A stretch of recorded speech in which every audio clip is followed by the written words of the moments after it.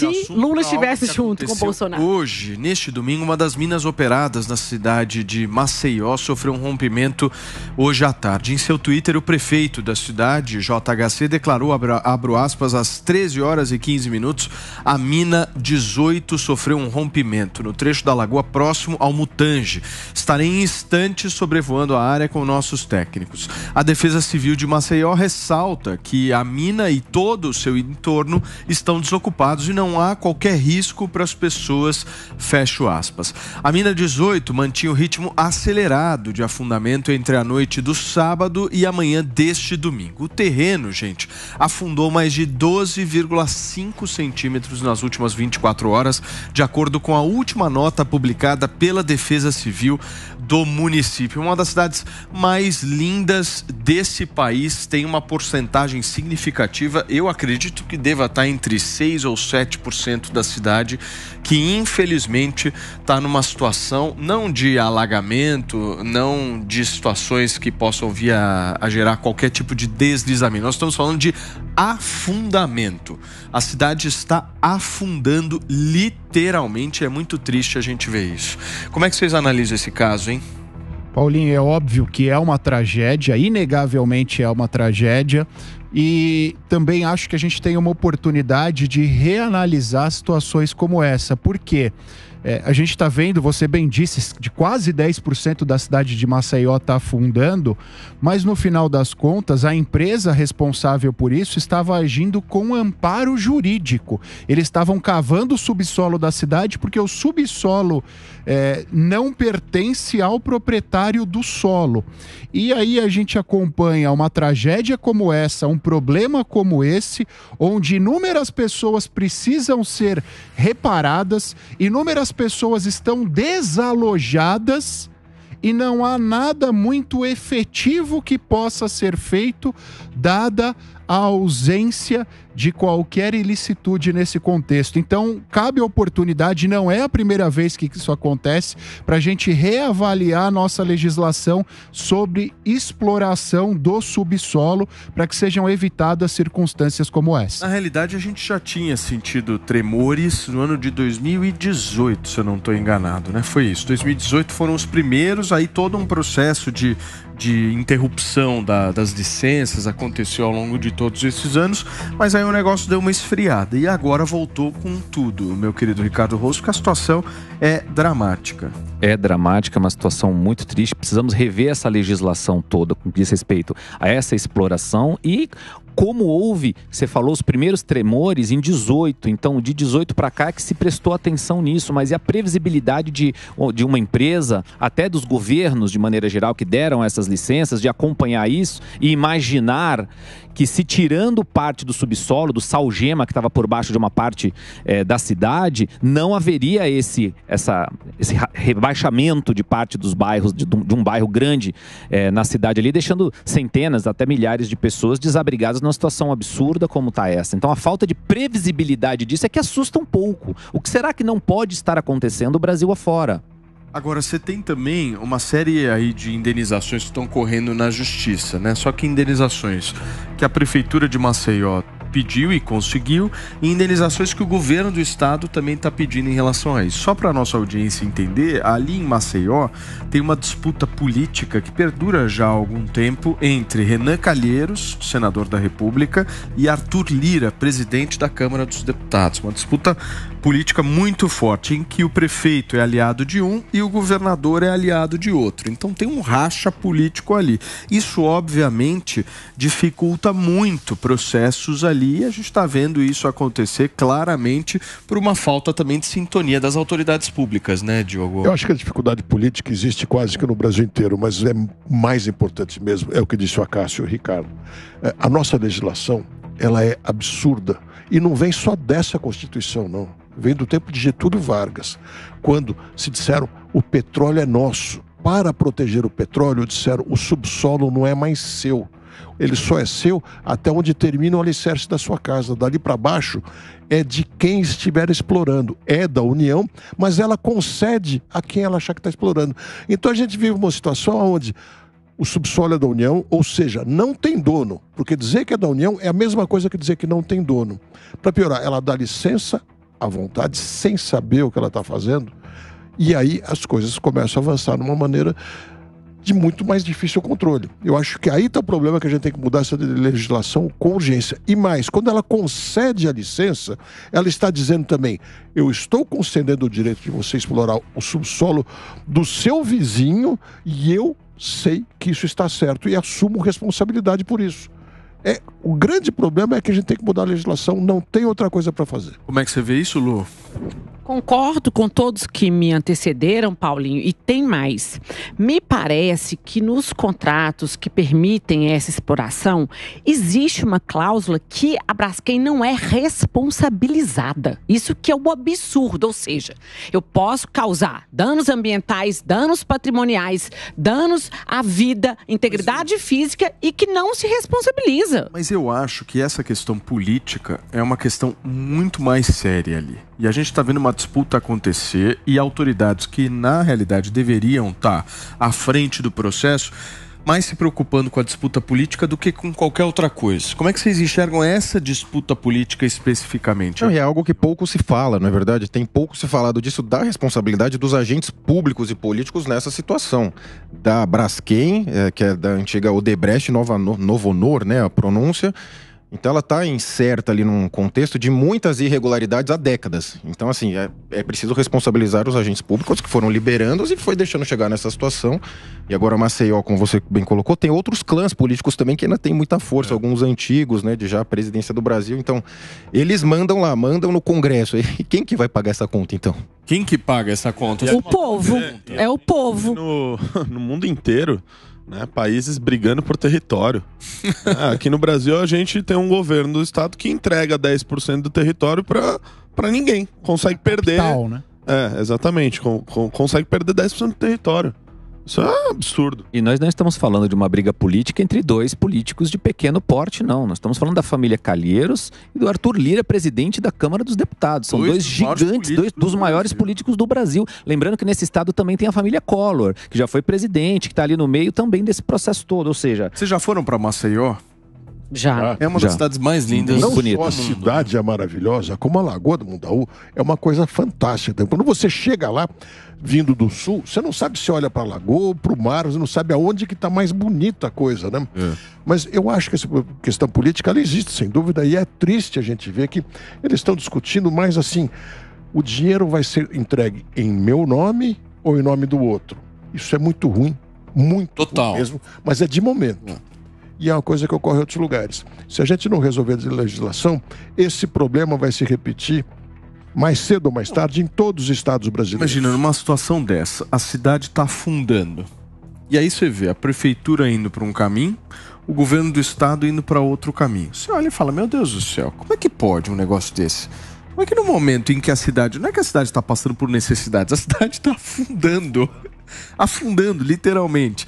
Aí você vê, prefeitura pedindo indenização de um jeito, governo pedindo indenização do outro. Não tem uma coisa de você sentar numa mesma mesa, conversar, tentar de alguma forma fazer valer o instinto republicano, né? É uma coisa tão maluca, Paulinho, que a gente tem falado sobre hoje, guerra, né? Mas a gente tem falado sobre guerra aqui vários está no Brasil, Paulo. Mesmo. A gente tem falado sobre guerra aqui durante vários domingos e todas as vezes a gente cita o número de desabrigados nessas guerras. E se a gente olhar para Maceió, o número de desabrigados é equivalente. E nós temos os dois grandes líderes do estado, que são líderes nacionais, brigando por quem será o pai da solução, mas não é uma solução humanitária, é uma solução política. Então eles só vão resolver este problema se eles forem privilegiados de alguma forma, e a população desabrigada fica para lá. O nosso queridíssimo Bruno Pinheiro conversou agora com o senador Renan Calheiros. O Renan está tentando lá no Senado Federal instalar uma CPI sobre isso, e quem tem mais informações é o próprio Bruno Pinheiro, o homem da apuração desta emissora. Chega mais, Brunão. Ô Paulo, que bom falar contigo, ótimo final de semana, quem está aí também no estúdio da Jovem Pan. Eu conversei agora há pouco com o senador Renan Calheiros, ele que é este autor então dessa CPI que será instalada na semana que vem, na terça-feira, no Senado Federal, às 11 horas da manhã. Haverá uma reunião ali com o senador Omar Aziz, que é quem estará no comando desta CPI. Antes eu vou te passar, e quem nos acompanha, o que eu ouvi do senador Renan em relação a este afundamento, este rompimento neste final de semana há algumas horas. Renan me disse o seguinte, que há cerca de 4 dias a mineradora havia informado que já estava estabilizado e agora 4 dias após esse rompimento, diante de uma análise do senador Renan, isso se confirma a necessidade de uma investigação e de uma CPI. Havia até o final de semana uma resistência do líder do governo, o senador Jacques Wagner, em indicar alguns nomes para investigar, mas conseguiram chegar às 11 indicações. O senador Renan chamou de um horror o que aconteceu neste final de semana e relembrou que mais de 15 mil imóveis já foram indenizados justamente nesta região e que agora é necessário uma nova indenização. E só para relembrar então como isso vai acontecer, na semana que vem haverá uma reunião às 11 horas, às 15 horas haverá essa instalação. Como o senador Renan é o que é mais antigo, ele abre esta reunião e na sequência é escolhido então o relator. Se for de fato o senador Renan, já existem alguns nomes que serão indicados, alguns nomes que serão colocados em requerimentos e aí haverá uma nova dificuldade sobre aprovar ou não essas convocações. Então, resumindo, na visão do senador Renan, o que aconteceu neste domingo, neste final de semana, reforça a necessidade de haver uma CPI e de investigar, sim, alguns nomes ligados ao Palácio do Planalto. Acha que é necessário uma investigação na Assembleia Legislativa do Estado e não no Senado Federal. Paulo Matias. Muito bem, Bruno. Obrigado, querido, pela sua apuração. Então, Bruno Pinheiro conversou com o senador Renan Calheiros e na terça-feira, pelo que ele disse, deve ser aí instalada lá no Congresso Nacional essa CPI que vai mobilizar. Eu estou dando uma olhada aqui nas notícias que estão saindo sobre o rompimento dessa mina lá na Lagoa Mundaú, em Maceió. A Defesa Civil do município está dizendo que é algo isolado e a área já está evacuada de alguma forma por essas imagens que vocês estão vendo. Mas claramente, do ponto de vista político, isso aí é uma verdadeira bomba que cai na região do Nordeste, porque vocês sabem o quão importante é uma disputa política dessas entre Renan Calheiros e Arthur Lira. E isso vai se desencadear numa série de comissões, audiências, CPIs, reuniões, cafezinhos, jantares, almoços, enfim, que a gente possa vir a ter nos próximos dias entre a classe política ali que detém o poder do estado do Alagoas. Mas são imagens muito tristes, né? Uma cidade tão maravilhosa dessa, tendo aí uma porcentagem significativa do seu território sendo tomado pela água. A cidade de Maceió está afundando literalmente. Lu, você me pediu, meu amor? Pedi. Perdão. Como nós vimos agora na reportagem, Paulinho, vai se instalar mais uma CPI que pode resultar em pizza, como é comum acontecer nas CPIs que são instauradas no Congresso Nacional. Nós estamos falando de um problema que ele, antes de ter uma dimensão nacional, ele tem uma dimensão local, que envolve a prefeitura do estado e o governo do estado. Aí se desloca como uma pronta resposta para a população, vem o Renan Calheiros e fala, vamos instaurar uma CPI. Quanto tempo que vai durar essa CPI para se dar? E mais, a solução da CPI, a resposta que a CPI vai dar é o que a população está esperando? A população que está desalojada, não tem a indenização que eles receberam, não consegue comprar um outro imóvel. O comércio local, as pessoas vendiam quantidade enorme de produtos, tinha uma movimentação no comércio que não tem hoje. Então, a pergunta é exatamente esse. Qual é o objetivo dessa CPI, se não dar palanque e fazer a população acreditar que está tendo alguma medida que de fato não tem? Porque o resultado da CPI é o que se apurou, mandar para os órgãos competentes para aí se tomar uma providência. E, sinceramente, isso não vai resolver a pessoa que está fora de casa, o comerciante que está sem vender o produto dele, não. Falou bonito, Lu. E tem uma outra coisa que é a seguinte. A primeira crise que a gente teve foi no ano de 2018. Estamos falando aí de 5, 6 anos. Será que não dava para ver que isso ia acontecer? E para fins de CPI, agora, caso aconteça, é bom, de alguma forma, é bom para o governo federal. Tira um pouco o foco dele, ele pode tocar em frente e você deixa o foco ali na CPI e que pode prejudicar em tese, opositor do governo. Então, o governo também talvez trabalhe bastante para que a CPI aconteça. Ela tira o foco, monopoliza a atenção. É a força política deles já, com a CPI já sendo instalada quase que no momento que eles protocolaram. Quase que imediata, né? Mas eu acho que uma crise entre Lira e Renan Calheiros pode afetar até a governabilidade. Porque se esses dois entrarem em conflito, os dois chegarão com fatura no governo, olha, você está comigo ou está com ele. E não dá para ser inimigo de nenhum dos dois nesse momento. Fato. Eu acho que afeta a governabilidade. Mas veja, fazendo uma analogia entre o que o Cássio falou, a analogia que o Cássio fez sobre a guerra e os desabrigados aqui, o que a Luciana falou, e você falando sobre política também, Paulo, a gente vê que não me parece fazer o menor sentido uma CPI nesse momento. Os israelenses falaram, nós temos problemas a discutir, problemas sérios. Vamos resolver o mais sério deles e depois vamos discutir os nossos problemas internos. E nós estamos vendo que na política estão fazendo exatamente o contrário. Quer dizer, estão colocando a discussão política, porque a Luciana colocou muito bem. Essa CPI não vai resolver nada em tempo de atender as pessoas que já estão desabrigadas. Suas casas estão 2 metros, 14, 15 degraus abaixo do nível do chão. Não dá para pensar em CPI numa hora dessas. Diogo, mas apesar de ter a CPI ou não, e a gente não entrar necessariamente nesse mérito, vale ter CPI, não vale, primeiro tem que ser investigado profundamente, que pode ser pela Assembleia Legislativa do Estado das Alagoas, pode ser pela CPI, mas isso não invalida de que a Prefeitura de Maceió, que o governo do Estado das Alagoas, tome providências para auxiliar essas pessoas que estão nesse momento desamparadas. Uma coisa não tem correlação com a outra. O Estado tem que agir agora para atender essas pessoas que estão desamparadas. E pode correr a CPI, que vai demorar, como você mesmo falou, que pode acabar em pizza, pode não acabar em pizza, enfim, pode causar um caos aí entre o governo, tirar foco do governo ou prejudicar a governabilidade. Ok, vamos seguir, vamos analisando ponto a ponto. Agora, o mais importante é que a Prefeitura de Maceió e que o governo do Estado das Alagoas tem que atender essas pessoas imediatamente. Agora, diria mais, Prefeitura, governo do Estado e União, todos têm que se juntar numa hora Agora, dessa. vocês percebem como a política é complexa, né? É um jogo de xadrez, literalmente, né? Você mexeu uma peça, vai lá,